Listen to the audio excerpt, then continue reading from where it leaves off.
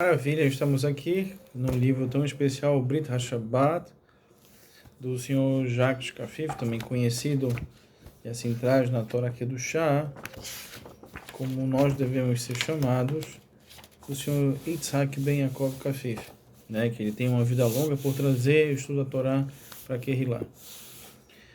E aqui, neste exato momento, nós vamos nos aprofundar estudando juntos em relação a Melachá, Shana Tzericha Legufá, ou seja, um trabalho realizado com outro propósito em relação ao Shabbat, que é importantíssimo estudarmos lei de Shabbat, para a gente assim poder saber como guardar Shabbat. É impossível uma pessoa guardar o Shabbat se ela não estuda a lei de Shabbat.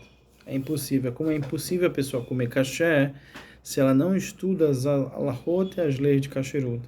Então, assim traz Melachá Shanei Tzarigufá, que é uma definição que se refere à realização de uma melachá, ou seja, de um ato, um trabalho, um ato criativo com uma finalidade diferente daquela pela qual ela foi originalmente criada pela Torá, ou seja, com um propósito distinto daquele que era realizado no Mishkan, o santuário é construído no deserto.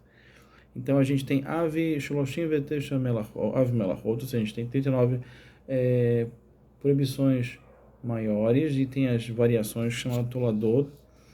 E dessas variações nós temos sobre, por exemplo, é proibido cavar um buraco no Shabat, porque isso se enquadra no trabalho de Horesh, ou seja, na Melachá de Horesh, que é arar. A gente não pode arar no Shabat. Então entendam que Israel ainda hoje é agrícola e tecnológico ao mesmo tempo. Ele é um paradoxo até em relação ao seu crescimento, mas no Shabat a gente não poderia preparar a terra para um plantio. Então esse ato de fazer sulcos na terra como fosse buracos é proibido no Shabat. No entanto, se alguém cava um buraco não para utilizar o buraco em si, mas apenas para obter a terra, essa finalidade distinta faz com que o ato seja classificado como Melachá Shenei Tzericha Gufá.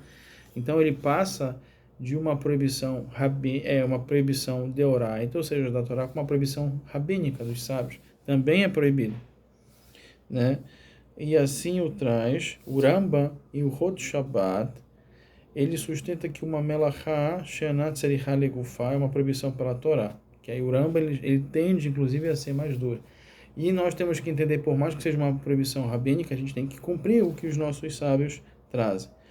No entanto, os demais Rishonim, os demais rabinos mais próximos do nosso espectro contemporâneo, entende que é apenas uma proibição rabínica, e assim também e traz o Shulchan Aruch em Orach Chai, exatamente em Shim Lamed Dalet, ou seja, 334, no seu no seu Saif número 27, ou seja, no seu artigo número 27. Então, ambas as opiniões, ele cita, o Shulchan Aruch cita ambas as opiniões, e ele decide que ela é de acordo com a posição, ou seja, ela é como a maioria dos Rishonim, não é como o Rambam, ainda que o Rambam ele sustente que isso seria proibido pela Torá, mas os sábios sustentam que isso é proibido de Rabanan. Se livrar do lixo é uma coisa que nós vamos nos aprofundar um pouco mais, mas transferir um objeto de um domínio público para um domínio privado, ou vice-versa, de um domínio privado, no caso da sua casa, para um domínio público, no caso que seria um pátio de um prédio, é uma violação da melachá de Odsá, de transferir ou carregar. No entanto, isso é considerado uma transgressão pela Torá quando a intenção é realmente levar o objeto a outro domínio.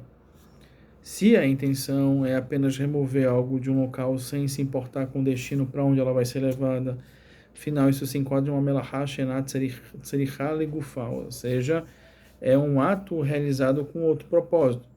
Se alguém leva o lixo da casa para a rua apenas para se livrar dele, está transgredindo uma proibição rabínica e não uma proibição da Torá.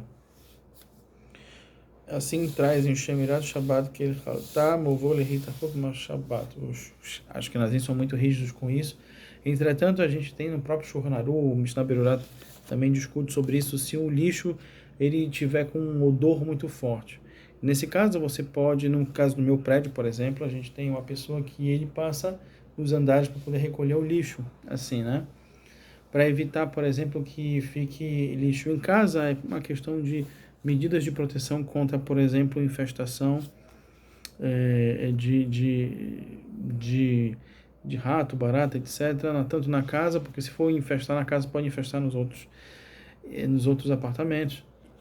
E também para evitar que as pessoas tirem o lixo e deixem à noite. Então, passa uma pessoa que ela verifica se é necessário levar o lixo pelo menos uma vez por dia no meu apartamento, no caso do meu prédio.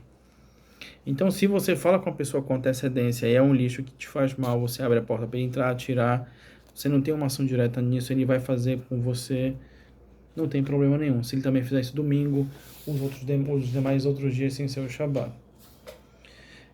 Sem finalidade produtiva, a melachá de mehabe, que é apagar o fogo, ou seja, se refere originalmente a apagar brasas com o objetivo de produzir carvão, ou seja, com a finalidade produtiva e não simplesmente para extinguir a chama. Por isso, se alguém apaga uma vela apenas para escurecer o ambiente sem a intenção de realizar algo construtivo, essa é uma ação considerada como melachá, shená, tzerichá, legufá, né? Como, por exemplo, apagar a luz também no Shabat, sendo, portanto, uma proibição rabínica, né? Assim traz que isso, inclusive, é uma das shloshim vetesha melachot do Shabat, que é a proibição, tanto de acender como apagar o fogo. Como que a gente pode fazer? Como é que uma casa de ortodoxos faz? Deixar sempre a mesa onde vai fazer a seudah acesa, onde vai ter próximo, ou na mesa ou próximo às velas de Shabat, o banheiro aceso, e tende a deixar os quartos desligados, a luz desligada, né? Muito bom. Então, isso se refere a Melachá Shenat Tzerichá Legufá, que é um trabalho realizado com outro propósito.